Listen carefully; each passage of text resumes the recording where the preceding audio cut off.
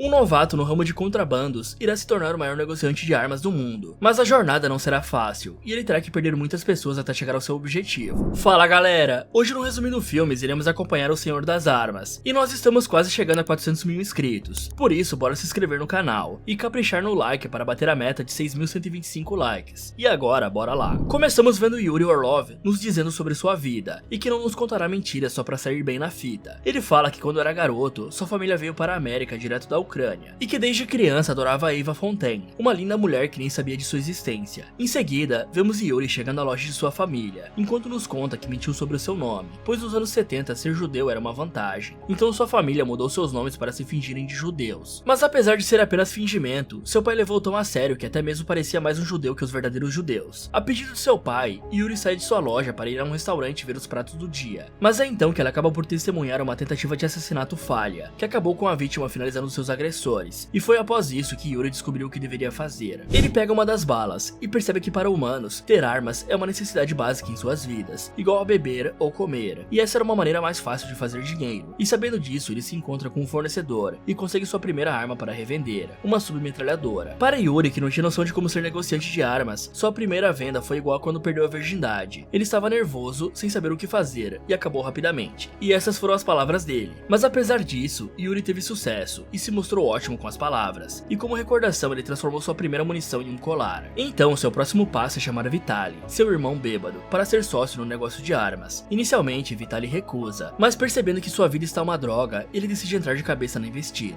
Em seguida, os irmãos vão juntos a uma convenção fechada de negociantes de armas. O grande objetivo de Yuri ali era uma parceria com o grande negociador Simon Wise, mas assim que se apresenta, Yuri é visto como um amador, por querer vender armas para mais que apenas um lado, e é enviado para casa humilhado, o que o faz perceber que precisará começar totalmente por baixo. Algum tempo depois, os irmãos vão até o Líbano, onde eles têm sucesso em fazer sua primeira grande venda de armas, pois após a guerra local acabar, os Estados Unidos abandonaram as armas em galpões, afinal é mais barato comprar outras do que transportar as que estão ali. Yuri então vende as armas por quilo para os libaneses. Isso só é possível devido a um tratado que foi feito com o coronel responsável pelas armas abandonadas, mas isso ainda não era o que o Yuri queria para os seus negócios, ele queria muito mais. E logo após saírem do galpão, os irmãos testemunham os soldados libaneses usando as armas vendidas para eliminar vários civis, o que choca muito Vitaly. Já Yuri era um homem de muitas faces, fornecendo armas para qualquer exército, como venda de usos de Israel para os muçulmanos, munições fabricadas por comunistas aos fascistas, e assim por diante, fazendo com que suas armas estivessem presentes em 8 de 10 campos de guerra na década de 80. Mas para ele nada disso importava, tudo o que via era a oportunidade de fazer dinheiro.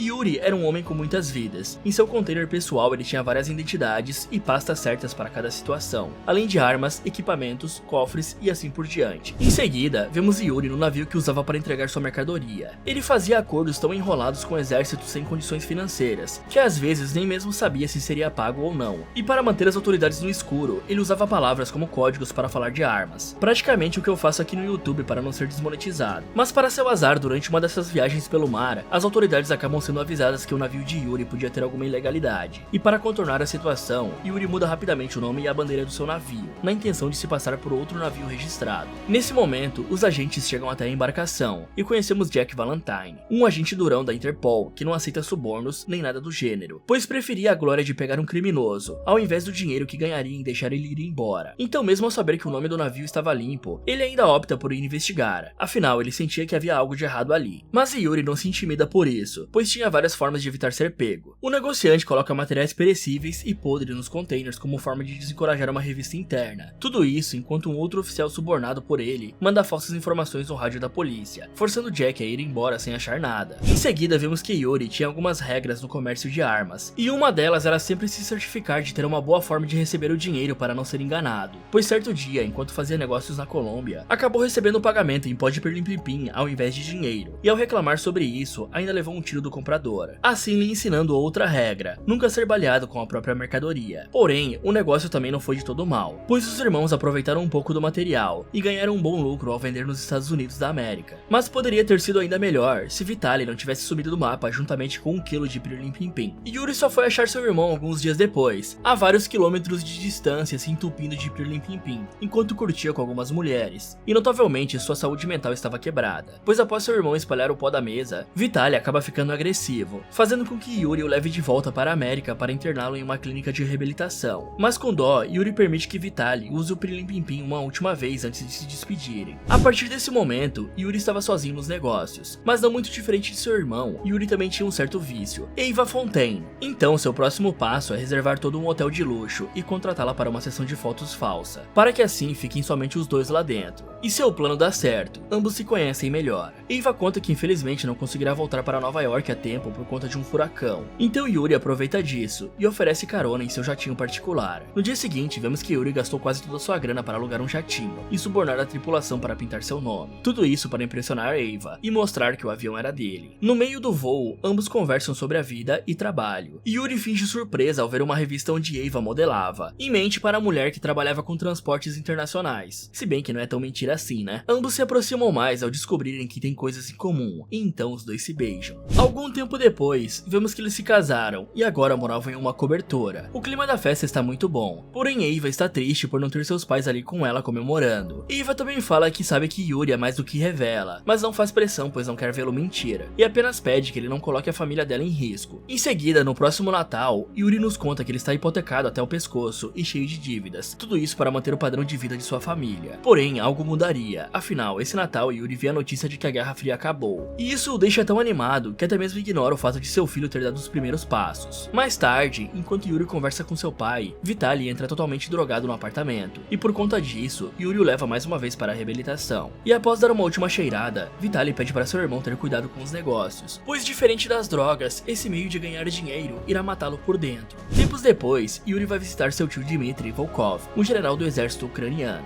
Yuri quer se aproveitar do descontentamento dos soldados após o fim da guerra para comprar suas armas abandonadas. Então ambos se reúnem para discutir sobre negócios, e apesar de rejeitar a ideia no início, Dmitry é tocado pelas palavras de seu sobrinho, que diz que tudo está uma bagunça no alto comando, e que ele nem mesmo tem a quem se reportar no momento, e por conta disso, nem perceberiam o sumiço dos equipamentos. Assim, Dmitry leva Yuri para os galpões. E o fim da Guerra Fria foi o melhor momento para os negociantes de armas, e Yuri se aproveitou disso para expandir os negócios, com milhares de Kalashnikovs, tanques de guerras, helicópteros de combate e assim por diante, e tudo isso estava a seu dispor para revender. E nem mesmo Simeon Wise, que aparece nesse momento, estava conseguindo roubar os fornecedores de Yuri. Então eles vão a um jantar, onde Yuri sai por cima, chamando Simeon de amador e recusando uma parceria, dizendo que Wise não sabe operar em meio ao caos. Outro dia, enquanto Yuri está enchendo um navio de armas, o agente Valentine chega ao porto, deixando Dmitry nervoso com a situação, pois Yuri está cada vez mais ganancioso e botando em risco a operação, pois vender helicópteros militares é crime. Mas Yuri burla isso tirando as armas dos helicópteros e os transformando em um helicóptero de resgate. Valentine se aproxima e mostra não estar surpreso em ver Yuri, dizendo que ele sempre está no lugar errado na hora certa, e mesmo cercado de pessoas, Yuri mantém a calma e explica que não cometeu crime algum de acordo com as leis de transporte internacional, e que apesar de Valentine suspeitar de algo, ele não poderá prendê-lo, afinal, suspeita não é prova alguma de crime. E por ser um homem que não cometeria um crime para pegar um criminoso, Valentine se vira e vai embora frustrado. Dmitry fica surpreso e admirado com seu sobrinho, percebendo que valeu a pena recusar vários outros negociantes de armas, e Dmitry fica ainda mais animado ao ganhar um carro novinho que era de Yuri, mas infelizmente assim que vai testá-lo, acaba sendo pego em uma armadilha e o carro explode, deixando Yuri triste e culpado, pois a armadilha era para ele. Então, no meio da noite, ele liga para Eva, pois ouvir a sua voz o fazia se sentir melhor, mas um tiroteio se inicia e Yuri precisa desligar. Porém, mesmo com a morte do general, os negócios não acabaram por ali, na verdade, só aumentaram, e foi nesse período que mais de 32 bilhões de dólares em armas foram roubados e vendidos, e isso apenas na Ucrânia. O mercado principal de compras e vendas de armas foi a África, e era justamente na Libéria onde estava o seu maior comprador, um ditador local educado na América chamado André Batista, que se autodeclarou presidente. Seu reinado foi banhado em sangue e balas. Ele era conhecido por torturar e exterminar qualquer um que ficasse em seu caminho. Certo dia, enquanto estava fazendo seus negócios pela Libéria, André Batista Jr. aparece com uma AK-47 dourada e convida amigavelmente Yuri a conhecer seu pai. E apesar de esse homem ser um dos seus maiores compradores, Yuri não tinha interesse de conhecê-lo cara a cara ainda, afinal, ele era um psicopata brutal. Após chegar ao forte de comando, Yuri apresenta suas armas para André, porém o psicopata pega a arma e finaliza um de seus homens, o que deixa Yuri extremamente irritado, tirando a arma da mão do cara e dizendo que agora André terá que comprar a arma usada. E por incrível que pareça, a frieza e profissionalismo de Yuri impressiona o homem, que aceita fazer um acordo em grande escala. Depois da reunião, André Jr. leva Yuri para o hotel de 2 estrelas, onde o negociante passará a noite. Dentro do quarto haviam 2 mulheres de presente para ele, mas por medo de pegar alguma DST, o que era normal por ali, Yuri as ignora e apenas pede para que as garotas deem o fora do quarto. No dia seguinte, Finalmente, André mostra a Yuri o quão incrível é seu exército Mirim, e após Yuri dizer que não seria legal nem viável colocar crianças no meio da guerra, André apenas responde que a bala que sai da arma de uma criança pode fazer o mesmo estrago que a que sai de um adulto. E para completar, o ditador diz que pagará Yuri em diamantes, pois seu país não é rico em dólares. Yuri também sabe que André planeja iniciar um ataque, e pede para que isso seja atrasado em uma semana. Assim ele poderia fornecer tanques de guerra e armas pesadas, o que diminuiria as perdas de soldados, e André até mesmo chama Yuri de Senhor da Guerra. Depois disso, Yuri volta para Nova York, e nos conta que no fim da década de 90, sua riqueza era tão grande que havia até mesmo passado as mentiras que contava para sua esposa. Eva tinha começado sua carreira como artista, e por conta de sua riqueza, Yuri se tornou um patrocinador anônimo. E ao chegar em casa, ele vê sua esposa extremamente feliz por sua primeira venda, sem saber que Yuri havia comprado. Vitaly está em sua casa, e parece estar recuperada das drogas, porém com inveja do sucesso de seu irmão. Ele pergunta se Eva sabe como o marido ganha dinheiro, e Yuri retruca,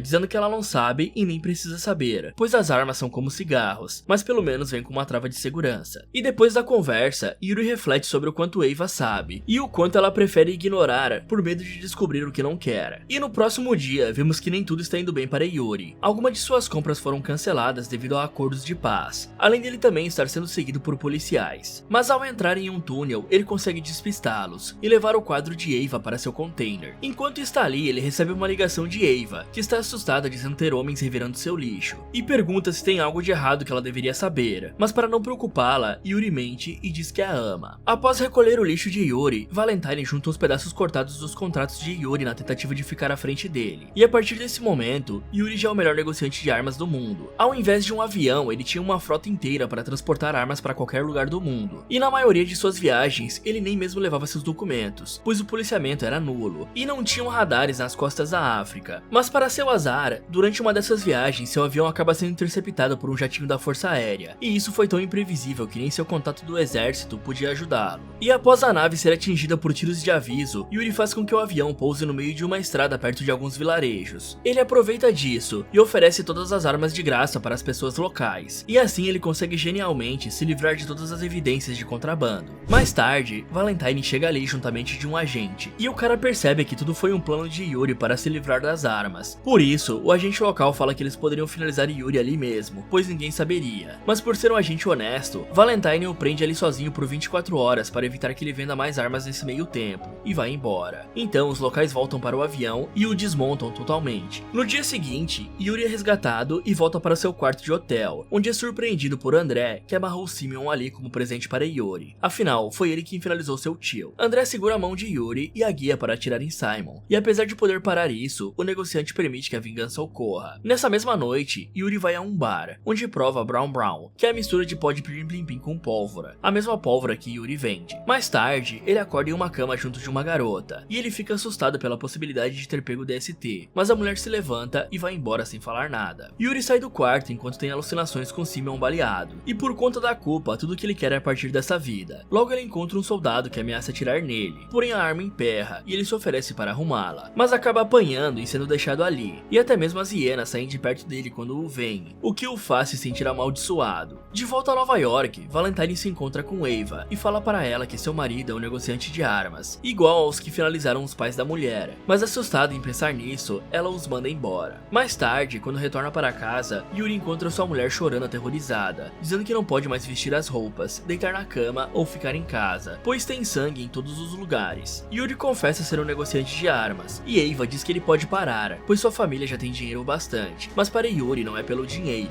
mas sim porque ele é bom no que faz. Então Eva dá a ele uma escolha, seus negócios ou a família, e na tentativa de manter sua esposa feliz e a família unida, Yuri passa a operar em negócios legais como a venda de madeira, e até mesmo Valentine, que estava escutando tudo com uma escuta, começa a achar isso estranho, pois passaram-se meses que Yuri não faz nada de errado. Rapidamente, Yuri começa a ficar frustrado com a dificuldade de ganhar dinheiro legalmente, mas ele continua por conta da promessa que fez a Eva, até que certo dia, André e seu filho chegam até a América para conversar a respeito da paz, mas logo antes disso, ele visita Yuri, na esperança de voltarem a fazer negócios. Yuri rejeita no início, mas ao ver um enorme diamante que poderia receber, o cara não resiste e aceita o seu último acordo. No outro dia, quando estava para partir, Yuri explica o motivo de sua viagem, e pergunta se ela acredita nele. Então Eva olha em seus olhos e diz que sim, mas Yuri sabe que ela estava mentindo, assim como ele costumava fazer. Em seguida, vemos que Eva seguiu Yuri até seu container privado para ver se ele estava mentindo, assistindo. Após ele sair, Eva vai até lá, e para sua surpresa, a senha era a data de aniversário de seu filho. Lá dentro, ela encontra as armas, as múltiplas identidades e também seu próprio quadro, e sai do local devastada após perceber que tudo era uma grande mentira. Passamos então para Yuri, que antes de viajar faz uma visita para Vitaly, e o chama para um último trabalho como segurança. Afinal, esse era seu maior negócio, e precisava de alguém de confiança, por isso Vitaly aceita. Após desembarcarem na Libéria, André os recepciona feliz da vida, pois sua presidência foi vista como oficial por outros países, e então ele avisa que o negócio só vai ser fechado quando essas armas forem entregues para Sierra Leone, que é para onde devem ir. No caminho, vemos como a mente dos soldados locais era deturpada, pois apesar de se chamarem por nomes nobres como soldados da liberdade e coisas assim, eles ainda atiram em pessoas inocentes em plena luz do dia. Ao chegar ao local de negociação, e enquanto os termos estão sendo discutidos, Vitaly avista uma mulher sendo atacada por vários homens com facões, enquanto protege seu filho. E traumatizado com isso, ele tira Yuri da mesa de discussão para tentar convencê-lo de acabar com os negócios, pois essas armas serão usadas para exterminar civis. Mas Yuri diz que se eles tentarem parar com as coisas ali, serão assassinados no local, e completa dizendo que o que esses homens fazem com as armas não diz respeito a eles. Então, mesmo estando com nojo do pensamento de seu irmão, Vitaly finge compreender isso, e se mostra mais calmo. Porém, assim que Yuri volta para a mesa de discussão, Vitaly vai até os caminhões, pega uma granada e explode um caminhão, juntamente com o André Jr. que tentou pará-lo. Ao ver tudo isso acontecendo, André pega uma arma e dispara várias vezes contra Vitaly, que cai sem vida no chão. E apesar de estar totalmente devastado pelo que aconteceu, Yuri termina as negociações com André, recebendo apenas metade do preço combinado. Depois da negociação terminar, as coisas ocorrem assim como Vitaly previu. Vários civis foram exterminados no decorrer da semana, mas Yuri diz que isso era inevitável. E ele completa dizendo que discorda da frase "o mal triunfa quando os homens bons falham", quando o certo seria "o mal triunfa", e apenas isso. Yuri também revela que agora tinha ainda mais coisas em comum com o André do que gostaria de admitir. Mais tarde, vemos Yuri levando o corpo de Vitaly de volta para casa, mas por ter pago apenas $20 para um médico tirar as balas do corpo e fazer um atestado de óbito falso, uma bala acabou sendo achada na inspeção do aeroporto, e isso leva Yuri a ser detido. Yuri tenta ligar para sua casa, porém Eva e seu filho já estão indo embora do local. Ignorando a chamada, ele então liga para seus pais, e sua mãe fala que agora seus dois filhos estão mortos. Passamos então para Yuri em custódia, sendo interrogado por Valentine, que revela que quando Eva seguiu Yuri, os agentes seguiram ela, assim chegando até o container pessoal de Yuri, e que isso não é culpa dela, ela apenas era uma presa mais fácil. Então Yuri pede para Valentine aproveitar seus minutos de êxtase e dizer tudo o que desejava, pois ele não tem muito tempo. E Valentine fala para Yuri que ele ainda não entendeu a seriedade da coisa e que ele ficará preso por vários anos. Mas Yuri diz que entende totalmente, afinal sua esposa e filhos foram embora, seus pais o abandonaram e seu irmão foi morto por sua culpa, e por isso ele entende a situação completamente. Yuri continua e explica as próximas coisas que vão acontecer.